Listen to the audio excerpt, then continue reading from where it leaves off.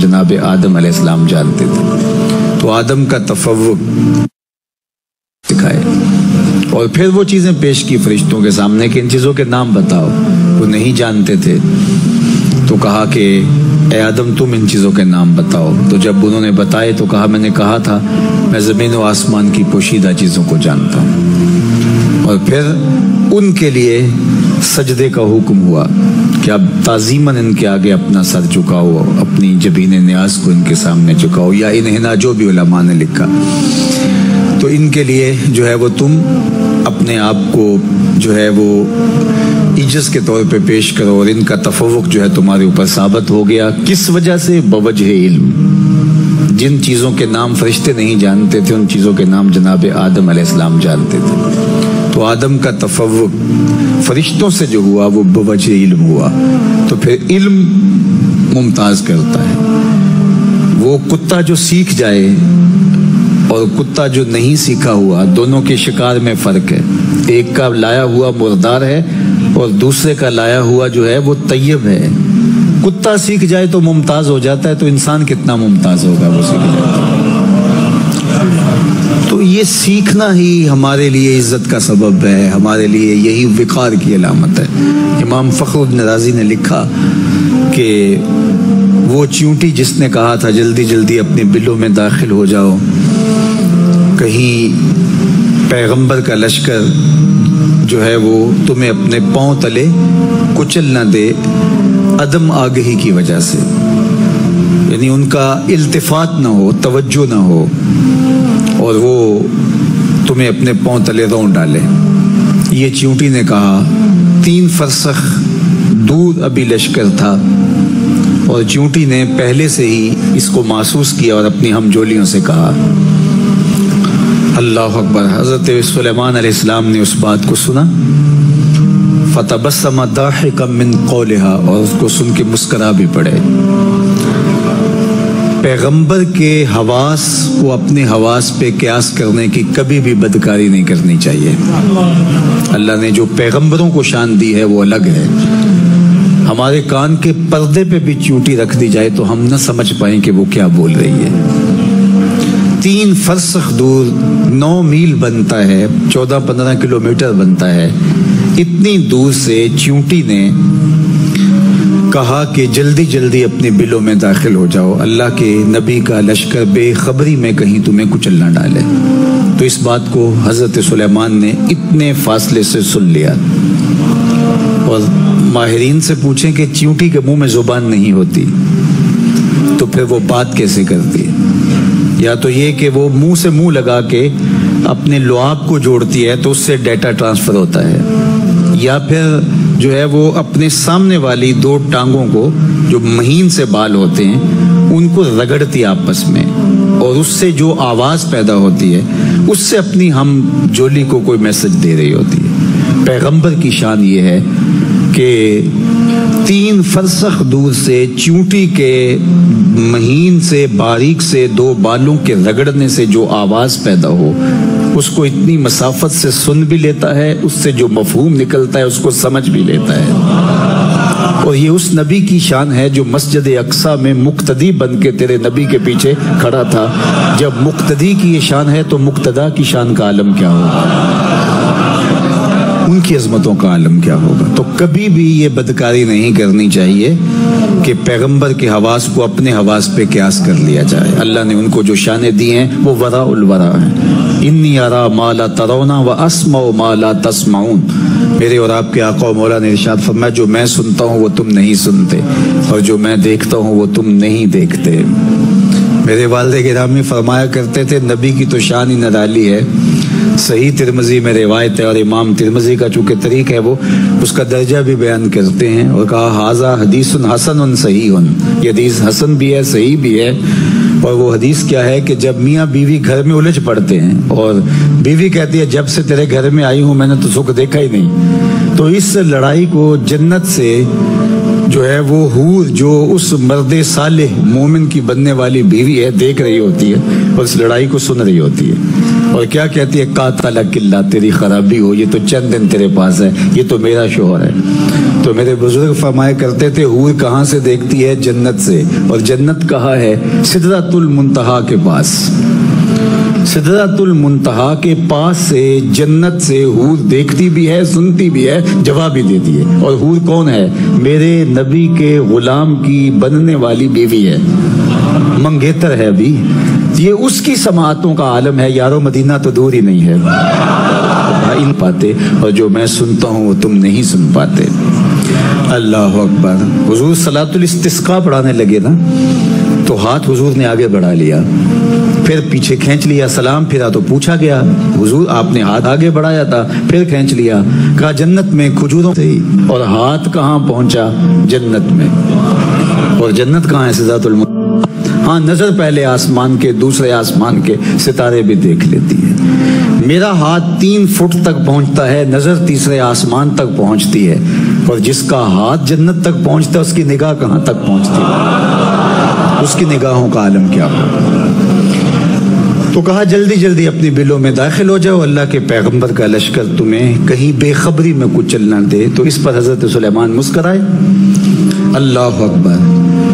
تو امام فخر الدین رازی علیہ رحمہ فرماتے ہیں کہ اس چیوٹی کو اس بات کا علم تھا کہ پیغمبر کی صحبت پانے والا لشکر جان بوجھ کر ننھی جان کو بھی ضائع نہیں کر سکتا، اس لیے اس نے کہا کہیں بے خبری میں نہ ماری جاؤ، کہیں بے خبری میں نہ کچلی جاؤ۔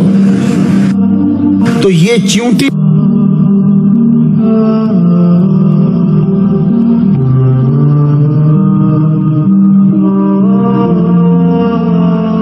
کو بھی علم تھا، اس علم کی وجہ سے قیامت تک آنے والی کا اس چیونٹی کو سردار بنا دیا گیا۔ یہ شعور رکھنے کی وجہ سے کہ پیغمبر کی صحبت میں بیٹھنے والا لشکر جان بوجھ کے ننھی جان کو بھی ضائع نہیں کر سکتا۔ اللہ اکبر۔ یہ ادراک، یہ شعور ایک چیونٹی بھی رکھ سکتی ہے، لیکن ایک تنظیم کے قائد کو کیوں نہیں پتا؟ یہ تو ایک چیونٹی کو بھی علم ہے۔ انسانی وجود کے ساتھ بم باندھ کر کے انسانوں کے انبوب میں گھس جایا جاتا ہے، اور پھر وہ بم پھٹتا ہے اور چھوٹے چھوٹے بچوں کی بدن کی بوٹیاں دیواروں سے چپک جاتی ہیں، اور تنظیم کا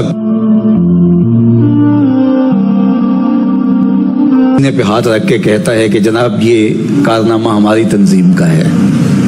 میاں ایک چیونٹی کو بھی شعور ہے کہ نبی کی تربیت میں رہنے والا لشکر جان بوجھ کے ننھی جان کو بھی ضائع نہیں کر سکتا، اور جو انسانوں کے انبوہ میں گھس جاتے ہیں اور خود کچھ بمبار حملے کرتے ہیں وہ کسی شیطان کا لشکر تو ہو سکتا ہے، پیغمبر کا لشکر نہیں ہو سکتا ہے۔ یہ ادراک چیونٹی کو بھی ہے، اس کا سبب ہے علم، عظمتوں کا حوالہ ہے۔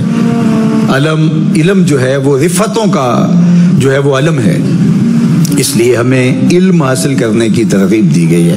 علماء نے کہا، فقہا نے، کہ اگر کسی شخص کو یہ پتہ چلے کہ اس کی زندگی بہت تھوڑی رہ گئی ہے، آج کل وہ ڈاکٹر بتا دیتے ہیں کہ یہ 4تھے سٹیج پہ کینسر چلا گیا ہے، تو اب آپ کے پاس بہت تھوڑا وقت رہ گیا ہے، اس تھوڑے وقت کی قدردانی کیجیے۔ چاہے اللہ تو لمبی زندگی بھی دے سکتا ہے، بیماری کو کافور بھی کر سکتا ہے، لیکن ظاہری اسباب یہی بتاتے ہیں۔ میں آپ کو اس ضمن میں مجھے ایک بات یاد آ گئی، میرے اس موضوع سے تو جڑی نہیں لیکن شعور کی بات ہے، آپ کو میں ضرور وہ بتانا چاہوں گا۔ ہمارے شہر کے ایک صاحب تھے، انہیں ڈاکٹر نے بتایا کہ آپ کی بیماری اس نوعیت پہ ہے کہ اللہ چاہے تو آپ برس ہا برس جئیں، لیکن جو ظاہری اسباب ہے وہ یہی بتا رہے ہیں کہ کوئی 1-1.25 مہینہ آپ کی زندگی ہے، تو آپ جائیں اور جا کے جو ہے وہ حقوق اللہ، حقوق العباد، ان کی تلافی کیجئے، ذکر فکر میں وقت گزاریے۔ تو وہ مجھے ملنے آئے اور مجھے کہنے لگے کہ مجھے ویسے کوئی تکلیف نہیں ہے، اور ڈاکٹر نے مجھے یہ کہا ہے، اور فلاں ہاسپٹل کے ڈاکٹر نے کہا ہے، لیکن پھر بھی میں چاہتا ہوں کہ کسی اور کو بھی دکھلا دوں۔ تو ایک بڑا اچھا ڈاکٹر تھا میرے ملنے والا، میں نے کہا آپ اس سے مل لیجئے۔ تو انہوں انہوں نے مجھے فون کیا کہ جو حضرت آپ کے بھیجے ہوئے تھے تو وہ بالکل ایسی ہی پوزیشن ہے، کوئی ایک آدھ ماہ کے مہمان ہیں، تو باقی انہیں تکلیف ہو تو داخل بھی کیا جا سکتا ہے، لیکن کوئی تکلیف وہ کہتے ہیں مجھے نہیں ہے، تو ٹھیک ہے وہ اپنی زندگی گزاریں اور اللہ اللہ کریں، ذکر فکر میں لگے۔ تو وہ بعد میں میرے پاس آئے، مجھے کہنے لگے ڈاکٹر نے مجھے یہ کہا، تو میں نے کہا میری بھی ان سے یہی بات ہوئی ہے، تو میں نے کہا ٹھیک ہے، یہ آپ کے پاس اللہ آپ کو لمبی زندگی دے، ہم دعا کرتے ہیں، لیکن یہ بڑا قیمتی وقت ہے۔ جو بات آپ کو میں بتانے لگا ہوں وہ یہ کہ وہ کسی اور صاحب سے ملے، آپ ان صاحب کو بھی جانتے ہیں، جو جن کا میں ذکر کر رہا ہوں ان کو آپ صرف علماء جانتے ہوں گے، باقی نہیں جانتے، لیکن جس کا میں ذکر کرنے لگا ہوں اس کو آپ سارے جانتے ہیں، وہ بھی ایک عالم دین ہے۔ انہوں نے کہا کہ آپ فلاں جگہ پہ چلے جائیں، فلاں صاحب دم کرتے ہیں تو اس سے آپ کو آفاقہ ہو جائے گا، تو میں ان کو، میرے وہ بڑے ملنے والے ہیں تو میں ان کو فون کر دیتا ہوں۔ تو وہ صاحب وہاں چلے گئے اور انہوں نے جا کے جب اسپیشل ٹائم دیا اور انہوں نے جو ہے وہ کہا کہ ڈاکٹر جھوٹ بولتے ہیں، آپ بالکل ٹھیک ہو جائیں گے، بڑا ان کو جو ہے وہ تسلی دی اور ساتھ دم شم بھی کیا۔ جب وہ واپس آ رہے تھے تو بہت زیادہ خوش تھے، چونکہ ایک تو بیماری تھی، پھر ڈاکٹرز نے کہا تھا 1 مہینہ سوا مہینہ آپ کے پاس ہے، تو اب یہ مجھ سے پوچھا تو میں نے بھی کہا، دوسرے ڈاکٹر سے سیکنڈ اوپینین لیا تو اس نے بھی یہی کہا، لیکن یہ پہلا شخص تھا جس نے ان کو ریلیکس کر دیا، بالکل آپ پریشان نہ ہو، ختم۔ اب وہ واقعی ان کو لگا کہ میں تو، چونکہ ایک بوجھ تھا نا، نفسیاتی بوجھ، وہ اتر گیا۔ وہ گئے تو وہ پورے 8 دن جس نے مصلی بچھا کے اللہ اللہ کرنی تھی وہ اس کی تعریف کرتا رہا، کتنا اچھا ہے، کتنا فیض ہے، اتنا ہجوم تھا، پورے 8 دن بعد پھر حاضری تھی، پھر گیا اور پھر کہا کیا کیسا ہے، انہوں نے کہا جو بڑا فرق ہے، انہوں نے کہا آپ بالکل ٹھیک ہو جائیں گے، پھر دوسرا دم ڈال دیا، تو اگلے 8 دن بھی وہ اس کی تعریف کرتے رہے۔ پھر اگلے ہفتے گئے، چوتھے ہفتے واپس آ رہے تھے، راہ والی طبیعت خراب ہوئی، پھر ان کا انتقال ہو گیا۔ تو مجھے خبر ملی اور مجھے سارا واقعہ کسی نے سنایا، تو میں نے کہا اس ظالم نے 1 مہینے اس شخص نے جو اللہ کا ذکر کرنا تھا وہ چھین لیا اس سے، اس نے جو مصلی بچھا کے جو ہے وہ اللہ سے لو لگانی تھی وہ چھین لی۔ اسی لیے فاسقوں کے پاس، ایسے لوگوں کے پاس جانے کی یہ کم نحوست ہے، بات سمجھ آ رہی ہے، یہ کم نحوست ہے۔ اور اس نے جو حقوق العباد کی تلافی کرنی تھی، ظاہر زندگی گزری ہے، کوئی کسی سے سختی تلخ بات ہو جاتی ہے تو کسی سے جا کہنا تھا میاں میں تو مہمان ہوں مجھے معافی دے دے، تو وہ حق بھی سچ لیا۔ وہ پورا مہینہ صبح سے شام تک، وہ جمعہ بھی پڑھاتے تھے وہ صاحب، میں نام نہیں لیتا، تو جمعے میں بھی انہوں نے تذکرہ کیا کہ وہ بڑا فیض ہے یار، مجھے تو بڑا فائدہ ہو گیا۔ ہوا کیا کہ وہ نفسیاتی بوجھ اتر گیا، اور ہوا وہ جو ڈاکٹر نے بتایا تھا، تو وہ اس سے اللہ کا ذکر چھین لیا۔ یہ بڑی باریک چال ہوتی ہے، تو اس سے ہمیں پناہ بھی مانگنی چاہیے۔ ایک صاحب تھے، وہ عیسائی ہو گئے ایک زمانے میں، اور تھے وہ امام مسجد، تو وہ تقسیم ہند سے پہلے کی بات ہے، اور وہ سیالکوٹ کا علاقہ تھا، تو کچھ علماء علاقے کے گئے، جا کے اس کو کہا کہ یار ہمیں بتاؤ نا کیا ہوا، کون سی دلیل تمہیں اچھی لگی اور تم نے اسلام چھوڑ دیا؟ تو اس نے کہا کہ میں ایک دن فجر کی نماز پڑھانے کے لیے آیا، سخت جھاڑے کا موسم، تو زمانے میں وہ ہیٹر شیٹر تو مسجدوں میں ہوتے نہیں تھے، تو بڑی مشکل سے وضو کیا تھا، کنویں پہ جا کے پانی نکالا، وضو کیا، اور میں جو ہے وہ ٹیک لگائے ایسے تھا تو میری آنکھ لگ گئی، ادھر اقامت ہو گئی، تو اب اگر میں وضو کرنے جاؤں تو ویسے نفس بھی نہیں مان رہا تھا، اور نمازیوں کا اپنا پریشر ہوتا ہے، تو میں اٹھا اور نماز پڑھا دی، لیکن میرے دل میں بڑا ڈر لگا کہ میں نے مصلی رسول کی توہین کی ہے تو میرے اوپر کوئی عذاب آئے گا، لیکن سارا دن گزر گیا، کوئی عذاب نہیں آیا۔ پھر اگلے دن، اس سے اگلے دن، پھر آہستہ آہستہ میرا یہ معمول ہونے لگا کہ میں ایسی نماز پڑھا دیتا۔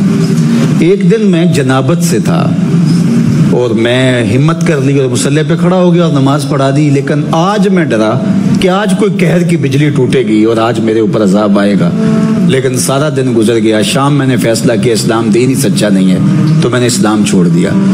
تو علماء نے کہا تو کہتا ہے میرے اوپر عذاب نہیں آیا، اللہ نے اپنا دین چھین لیا ہے۔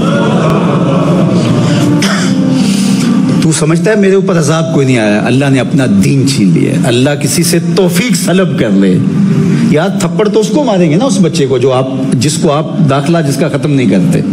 کان تو اس کو پکڑائیں گے جس کو آپ اپنا بچہ سمجھیں گے, اور جس کو آپ نکال ہی دیں گے, نہ اس کو تھپڑ ماریں گے, نہ اس کو سزا دیں گے, نہ اس کو کان پکڑوائیں گے, نہ اس کو فائن کریں گے. فائن تو اسی کریں گے جس کو اپنا سمجھیں گے. تو اگر ٹانگ ٹوٹ جائے, کوئی اور نقصان ہو جائے, تو یہ تو اللہ کا ایک پیار کا روپ ہے کہ وہ تجھے سمجھاتا ہے, تنبیہ کرتا ہے تجھے, لیکن اس نے تجھ سے اپنا دین ہی چھین لیا. اس سے بڑا عذاب کیا ہو سکتا ہے؟ تو میں آپ سے یہ کہوں گا, ان عاملوں سے بچو. اتنی باریک چالیں ہیں ان کی. اور اب ہوا کیا کہ ان کے اوپر ایک نفسیاتی بوجھ تو تھا کہ 1 مہینہ میری زندگی ہے, تو اس نے وہ اتار پھینکا. اور کچھ نہیں ہوگا آپ کو, تیرے پاس کیا دلیل ہے کہ کچھ نہیں ہوگا؟ تو جو ہے وہ اس کا وہ بھی, اور اس کا جو مہینہ تھا اللہ کے ساتھ لو لگانے کا, وہ اس فاسق فاجر اس عامل کی تعریف میں گزر گیا. تاکہ وہ درمیان میں جو 3-4 خطبات جمعہ آئے, اس کے اندر بھی جو ہے وہ اس کا ذکر چلتا رہا. تو اب یہ دیکھیے کہ یہ جہالت جو ہے وہ کہاں تک جاتی ہے. تو بات کر رہا تھا کہ شعور کا نور اللہ تعالیٰ عطا فرمائے تو پھر منزل آگے بڑھتی ہے. تو اگر آپ مجھے اسلام کا دوسرا نام پوچھیں تو اسلام کا دوسرا نام دین علم ہے. اللہ کے محبوب علیہ السلام نے احد کے موقع پہ جب 70 صحابہ شہید ہوئے تھے, تو اس وقت جب تدفین کا مرحلہ آیا تو حضور پوچھتے تھے کس کے سینے میں قرآن کی آیتیں زیادہ ہیں, اس کو آگے دفن کیا جاتا تھا. یعنی دنیا میں بھی وہ آگے اور دین میں بھی وہ آگے. ڈاکٹر غلام جیلانی برق نے اپنی کتاب میں لکھا کہ کسی جگہ پہ کوئی تقریب تھی, تو جو آگے والی رو تھی کرسیوں پہ کہ وہاں ڈی ایس پی صاحب کو, وہاں اس طرح کے عہدیداروں کو جو منصبدار ہیں, انتظامی امور کے ماہر جو ہیں وہ بڑے, ان کو بٹھایا گیا. اور پیچھے والی جو ہے وہ رو تھی, وہاں ٹیچرز کو, ہیڈ ماسٹر, پروفیسر وغیرہ کو بٹھایا گیا. تو وہاں سے جو واپس آئے تو انہوں نے جو ہے وہ اپنی کتاب میں اس کا ایک ذکر کیا ہے. تو وہ کہتے ہیں کہ یہ قوم آگے نہیں بڑھ سکتی, یہ قوم آگے نہیں بڑھ سکتی. کیوں نہیں آگے بڑھ سکتی؟ کہا کہ ایک پروفیسر کو دوسری رو میں بٹھایا جائے اور دوسری جانب جو ہے وہ ایک انتظامی سربراہ کو آگے بٹھایا جائے, تو یہ قوم کیسے آگے بڑھ. وہ اس پہ رو رہے تھے. اور آج جو ہاہاکار مچی ہوئی ہے, اللہ اکبر, وہ مسجد کے اندر ٹیسٹ لے رہا ہوتا ہے جاہل مولوی صاحب کا کہ مولوی صاحب رکھنے اور 4-5 جاہل بیٹھے ہوتے ہیں, وہ ٹیسٹ لے رہے ہوتے ہیں.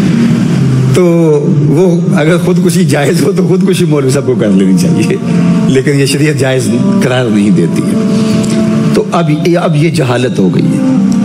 بے وقوفاں دے نوکر ویکھے دانش مند سیانے, میاں صاحب نے کہا تھا, بے وقوفاں دے نوکر ویکھے دانش مند سیانے. آج یہ ہے. تو پھر یہ قوم آگے کبھی نہیں بڑھ سکتی. 2 کو 2 سے ضرب دے تو حاصل ضرب 4 آتا ہے, یہ اللہ کا ضابطہ ہے, کبھی ہو ہی نہیں سکتا. یہ ٹکرے مارنے والی بات ہے. کبھی ہم اس سے امید لگا کے بیٹھتے ہیں, کبھی اس سے امید لگا کے بیٹھتے ہیں, کچھ بھی نہیں ہونے والا.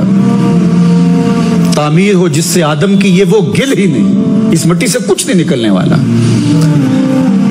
جب تک ہم علم کی طرف نہیں آئیں گے, علم کی تکریم نہیں ہوگی, علم کی عزت نہیں ہوگی, علماء تیار نہیں ہوں گے, اور عصری دینی تکوینی ہر طرح کے فنی علوم, سب طرح کے علوم جب تک نہیں سیکھیں گے, کبھی بھی ہماری تقدیر نہیں بدل سکتی. یہ بات طے شدہ ہے. 2 ضرب 2 کے حاصل ضرب کی طرح ہے, اس میں کوئی دوسری رائے نہیں ہے. ہم احمقوں کی جنت میں رہتے ہیں کہ ہم سمجھتے ہیں کہ شاید ہم ایسے ہو جائیں. شارٹ کٹ سے کچھ نہیں ہوتا. جن قوموں نے آج عروج پایا ہے ان کی تاریخ پڑھ لیں, ایسا ہی ہوا ہے. تنے بردہ سے بیزار ہے حق, خدائے زندہ زندوں کا خدا ہے. ایسا کبھی نہیں ہوگا کہ ہم ہاتھ پہ ہاتھ دھر کے بیٹھے اور علم کی آماج گاہیں اجڑ جائیں اور جاہلوں کو ہم جو ہیں وہ مناصب کے اوپر بٹھا دیں تو ہم سمجھیں کہ ہم جو ہے وہ ترقی پا جائیں. کبھی بھی نہیں ہو سکتا.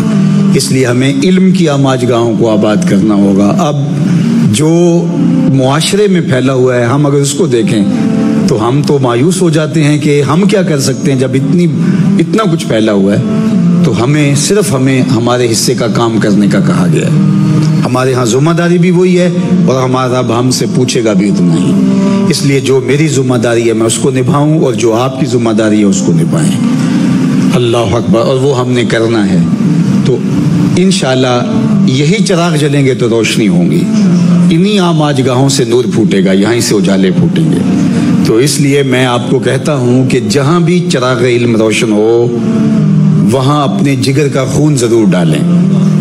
ये काम करने वालों के लिए आज के दौर में दीन का खुलूस की बुनियादों पे काम करने वाले अगर आप ढूंढने निकलेंगे तो आपको मिलेंगे नहीं, उंगलियों पे गिनने वाले लोग होंगे चंद। लेकिन ऐसा ना हो कि उन बेचारों को भी काम के लिए वसाइल रुकावट बन जाएं। तो अल्लाह ने जिसको जो दिया है, सलाहियत है, माल है, वो निछावर कर दें ताकि उनको कम से कम इस बाब के अंदर कोई परेशानी ना हो।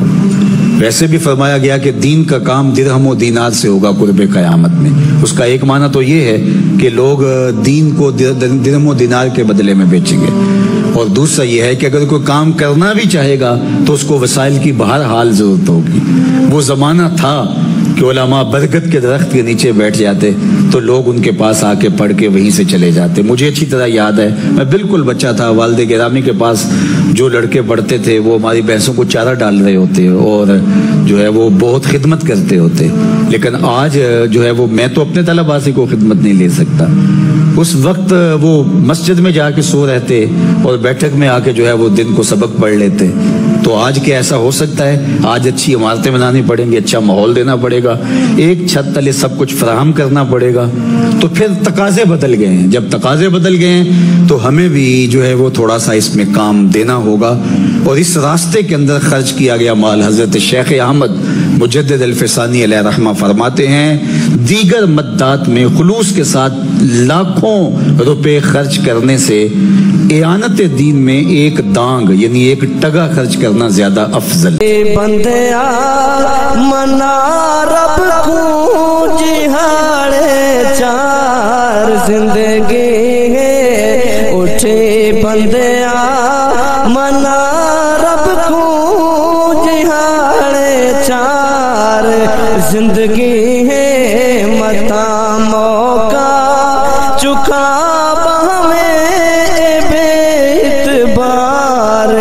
जिंदगी है, उठे बंदया